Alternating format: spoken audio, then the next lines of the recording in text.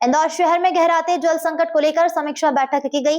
बैठक में महापौर पुष्यमित्र भार्गव, नगर निगम के अधिकारी और जनप्रतिनिधि भी मौजूद रहे। वार्ड 26 और 45-46 के बीच चल रहे जल वितरण को सुलझाने के साथ नई टंकी बनाने का फैसला लिया गया। महापौर पुष्यमित्र भार्गव ने बताया कि नर्मदा जल लगातार पूरे शहर में टंकियों से सप्लाई हो रहा है। पिछले 3 साल में 27 नई टंकियां चालू हुई है। वार्ड 26 और 45-46 के बीच टंकी के जल वितरण को लेकर समस्या थी।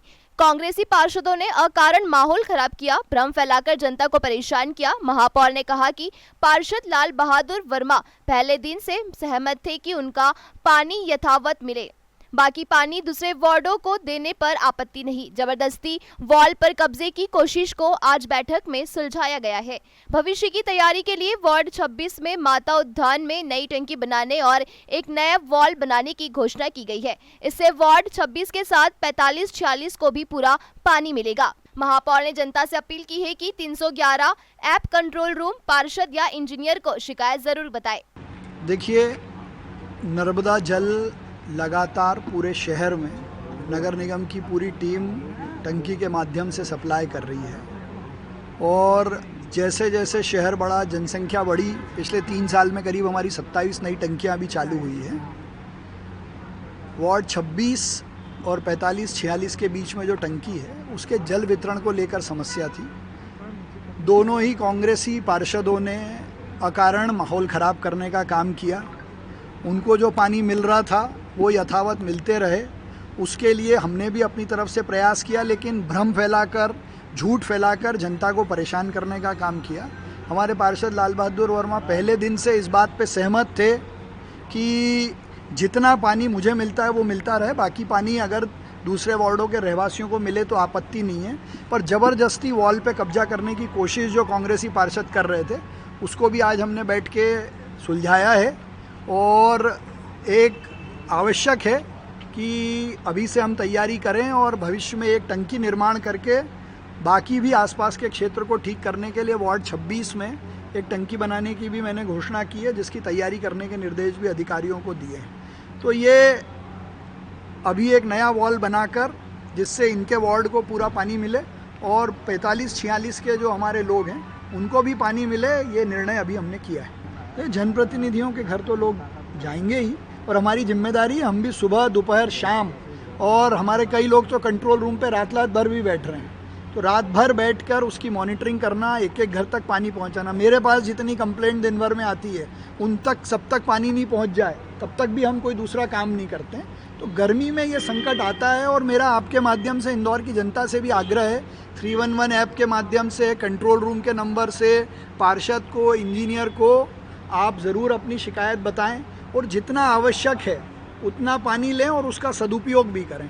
इंदौर शहर की जनसंख्या डबल हो गई, नई कई सारी कॉलोनियाँ जिसमें इस बार ज़्यादा बोरिंग सूखे, हम वहाँ भी पानी सप्लाई कर रहे हैं। देखिए, जो इंदौर की जल प्रदाय व्यवस्था में 80% जो हमारा पॉपुलेशन कवरेज है वो नर्मदा से है।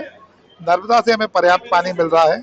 आज भी हमारा करीबन 440 mld पानी प्राप्त हुआ हमें और हमारी टैंक्स पूरे भर रहे हैं जितने जिस लेवल पे भरने चाहिए। इशू जो आता है वो आ रहा है उस एरिया को लेके जहाँ पर बोर पे डिपेंडेंसी या ग्राउंड वाटर पे है। वहाँ के लिए भी नगर निगम ने पिछले साल की तुलना में इस साल ज़्यादा टैंकर भी चलाए हैं और हम लोगों ने निःशुल्क टैंकर से हम जल प्रदाय कर रहे हैं। साथ ही साथ हम लोग नए हाइडेंट भी चिन्हित कर रहे हैं और जो प्राइवेट बोर हैं जो जिनसे जल प्रदाय होता है उनमें को भी हम लोगों ने एंगेज किया करीबन 65 बोर को, और वहाँ से भी हम नगर निगम के टैंकर निःशुल्क भर रहे हैं। पर जहाँ पे नर्मदा की सप्लाई नहीं है और बोर पे ही डिपेंडेंसी है, वहाँ से कुछ शिकायतें और इस तरह की समस्याएं आ रही है, पर हम लोग उसको सतत रूप से निराकृत कर रहे हैं। नहीं, नगर निगम ने 14 एजेंसीज के माध्यम से करीबन 650 टैंकर को एंगेज किया है। अगर आवश्यकता होगी तो हम और भी करेंगे। नगर निगम उसके लिए तत्पर है और वो उससे जो पानी दिया जा रहा है वो निःशुल्क है।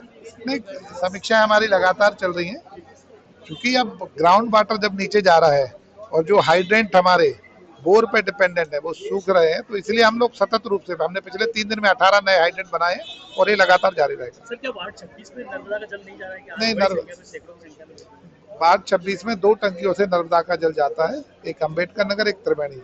आज त्रिवेणी टंकी से भी पूरा सप्लाई हुई है और अम्बेडकर नगर से भी हुई है। वहाँ पे जो इशू है वो हाइड्रेंट जो बना हुआ था बोर पे, वो बोर सूख गया, तो आज हम लोग नया हाइड्रेंट बनवा रहे हैं। पर वहाँ पे नर्मदा की सप्लाई नहीं हो रही, ऐसा कोई विषय नहीं, वहाँ 2 टंकियों से सप्लाई जाती है। एक अम्बेडकर नगर और त्रिवेणी, और दोनों टंकी पर्याप्त भरी जा रही है। मतलब है वहाँ आपके भाई जो मेरे घर रोज आते हैं तो एक दिन उनके घर भी मैंने ले जाके सुनवाई नहीं कर रहे थे क्या विधायक? नहीं कर रहे लगातार चर्चा चल रही थी। अभी पिछले 8 दिन से जो हेडिंग है उस पर पानी नहीं भरने दिया जा रहा था। मैंने उसमें हमारे एक महोदय को भी बताया था और अपने बबलू शर्मा जी जो हमारे प्रभारी महोदय उनको भी बताया था।